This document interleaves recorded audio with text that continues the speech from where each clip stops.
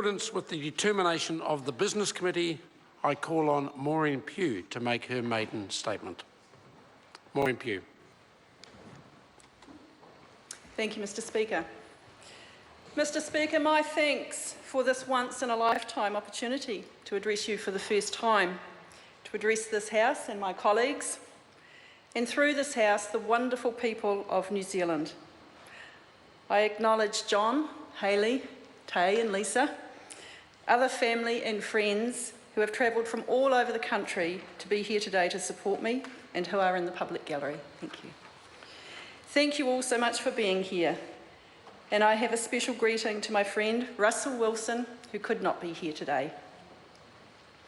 The significance of this occasion is not lost to me, nor is the privilege of now being a part of the 51st Parliament of New Zealand. As you and my colleagues are all aware, the journey that brings us all to this point is the result of the efforts of a successful team. And I take this opportunity of thanking my hard-working electorate and campaign teams in West Coast Tasman, my regional chair, Roger Bridge, and the hard-working young Nats who are such a joy to work with.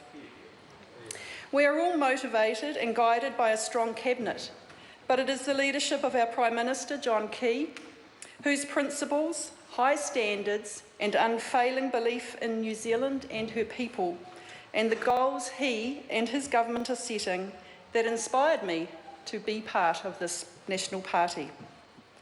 Mr. Speaker, the philosophy of the National Party means more to me than simple politics. It's personal. My humble beginnings and life lessons resonate so well with the philosophy of the party. As we know, even those of humble beginnings can and do change the world. My ancestors include amazing pioneers who helped shape New Zealand into what it is today. I can trace them back to include Thomas Bracken, journalist, poet and politician. He was the first person to publish the words God's own country when referring to New Zealand, and the man who wrote the words to our enduring national anthem. I am a fifth-generation coaster, brought up in Cobden. The lesson of my upbringing was how focus and drive are keys to capitalising on the opportunities available to all New Zealanders. Having a plan, taking calculated risk, and never being afraid of hard work delivers dreams. This government represents each individual New Zealander. It has a real investment in supporting our fellow citizens, sometimes with a simple helping hand up so they too can realise their dreams, while never ignoring the reality that some of our more vulnerable Kiwis need extra support to improve their individual situations. Access to high-speed internet, filling in the cell phone reception gaps, safe roads, always aiming higher for educational achievement and delivery, quality healthcare and housing, effective policing, are all areas that this government continues to have in its sights. These are the basics that build strong communities. They are made possible by ensuring we have thriving businesses and jobs for all. The regional growth strategies are an exciting new opportunity to assist regions to identify opportunities, and I am very keen to assist with the West Coast one launched last year. Mr. Speaker, I've been involved throughout my adult life in improving the health of communities. It started more than 35 years ago by taking an interest in my own town of Kumara, very proudly the home of Richard John Seddon. Through the years, the interest in building community resilience has become a mission for me. My involvement in community health has taken many forms, and I'm more committed now than ever before to ensuring that community leaders are empowered and supported to develop and realise their collective's vision for their place. I know that with the policies of this government, supported by another strong voice around the table, we will support communities and continue to make this country greater and more successful, one person, one business, one community at a time. As a List MP coming into government 16 months after my colleagues, I understand the enormous task of catching up. I also know, based on the recent past, I will have the assistance of my colleagues from the intake of 2014, along with the rest of my national colleagues and our support staff. Between us, I'll soon be up to speed. I am starting off the bench and relish the opportunity of playing on this team. I look forward to never dropping the ball, never scoring an own goal, nor ever giving away a penalty. Naturally, I have aspirations, Mr. Speaker, so for the record, I wish to note just a few. In 2014, the West Coast Tasman electorate was hit by Cyclone Eta. The storm left thousands of hectares of forest broken and lying on the ground. I championed this issue, and thanks to the Honourable Nick Smith and a very pragmatic government, we saw urgent legislation pass through this House, enabling the harvesting of some of those trees off the conservation estate.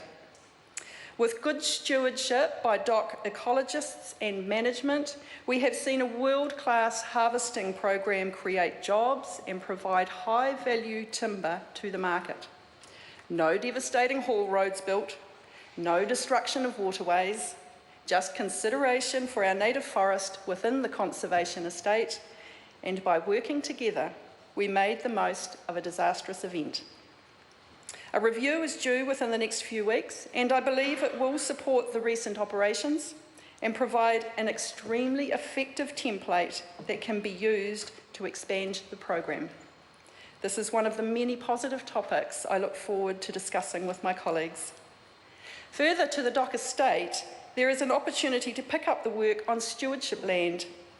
Assessing stewardship land and making appropriate areas available for land swaps or sale so that it can reach its productive best makes good sense, as does ensuring stewardship land with high conservation value is afforded the level of protection it deserves.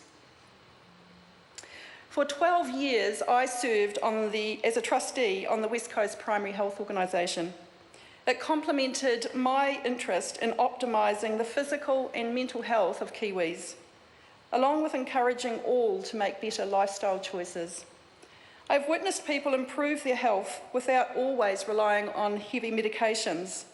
I see people increasingly incorporating holistic and integrated health disciplines that are more in harmony with their heritage or cultural values. Greymouth is looking forward to a $65 million investment into a new hospital and integrated family health centre. This is one of the bigger investments this government is making into rural New Zealand, and I totally support that investment. I will also support further investment in educating families to take a more responsible path with healthcare by including other degree-qualified health practitioners, lifestyle choices, healthier food options as part of regular healthcare. To me, that makes good economic, social and health sense and fits well with the current legislative program supporting the Health Practitioners Bill. For the past 25 years, I have personally enjoyed chiropractic as my sole form of healthcare. And from healthcare to tourism. There is no question of the role tourism plays in New Zealand's economy. It is now contributing $10.6 billion, or 4.9% of New Zealand's total GDP. We are enjoying one of the best summer tourist seasons in history. We have quality operators in this country and are blessed with a natural environment that visitors come to enjoy. The protection of that environment is paramount in protecting our tourism future. At the same time, new products and experiences will continue to keep us at the top of the world's most desirable places to visit. I have a vision of a sustainable West Coast Tasman region, not disrupted nor vulnerable to commodity downturns. A unique and beautiful region which substantially adds not only to the visitor's experience, but to the local and national economies. A key to making that vision a reality is bettering the road network around the South Island. Not only would improving this route provide new tourism experiences, it would expand opportunities into the small communities of West Coast Tasman. Mr. Speaker, I am referring to the development of a road through South Westland across the Cascade River and from Bulla through to Tasman via the Wangapeka. Something that as an MP based in West Coast Tasman, I will go into bat for. Improving this route would be a game changer for some small towns. Tourist numbers would multiply exponentially in Haast, Glacier Country, Hokitika, Greymouth, Karamea, Mokanui, Hector, Nokawa, Waimangaroa, Westport, Tapawera and Motueka. With the right support, these roads would provide an entirely new core economic alternative, creating jobs, businesses, and amazing experiences tourists seek. These are reasons why I will advocate for more work in this area. Many of these towns would shift from being a siding to being on the main route for visitors. I talk about visitors, but it's not just international tourism that's important. We must also focus on how regions can benefit from domestic visitors who are drawn to areas by events. Many regions are natural playgrounds, and events like the Wild Foods Festival, the Bulla Marathon, the Bulla Festival in Murchison, the Woodstock Motorcycle Rally, the Coast to Coast, our cycle trails, and many more, are examples of how communities and leaders can capture opportunities. Events are an area where we can work together to get even better visitor support. I look forward to assisting communities to develop new opportunities in this tourism space. Last year, I visited the United States with my family, and we were fascinated by the unprecedented economic growth happening in the state of New Mexico. This growth is openly credited to the partnerships and working relationships forged between the Republicans and Democrats. Mr. Speaker, we have the same opportunity to facilitate progress across this country. A great example is free trade and the Trans-Pacific Partnership. I look forward to a return to the bipartisan position on free trade, particularly when it will have such tangible benefits for New Zealand exporters and businesses and the country as a whole. This will in turn flow on to support our regions to flourish. The apple industry is a significant player in the Tasman area. When fully implemented, the national savings on tariffs for apples will be $1.2 million. That's more money staying with our growers and helping to grow that industry. I recognise that provincial New Zealand is the powerhouse of this country. The West Coast Tasman regions have a long history of exporting and welcoming investors and tourists from other countries. It's important that we continue to build on that history for the benefit of jobs and higher incomes in our region. We can achieve so much when we focus less on who gets the credit and more on who gets the benefits. As we heard recently at Ratana, the stars are able to align. We can too. Mr. Speaker, as a former member of the Board of Local Government New Zealand, I have witnessed where the partnership between central and local government could be improved. Between the 78 local councils, they own and maintain assets valued at $134 billion. The councils are a valuable partner in ensuring the continued growth of this country, while being the guardian of the assets for our residents.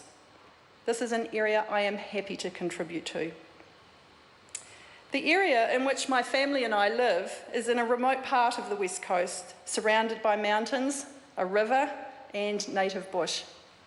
I have learned that one must have ultimate respect for the power of nature. Our environment is so precious, and activities on that resource must be managed with care. I get that. However, the pendulum has swung too far. So I support the changes to the RMA. It has become the new Bible, and some practitioners are its new disciples. In conclusion, Mr. Speaker, while I am late to the 51st Parliament, I am excited to take on the challenges. I fully understand and respect the responsibility our country's leaders have to our communities. I am honoured with having the opportunity to serve them well.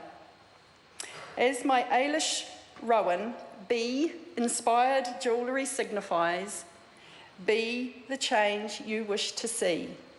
For me, that means constructive, positive, loyal and hardworking. I thank you, sir.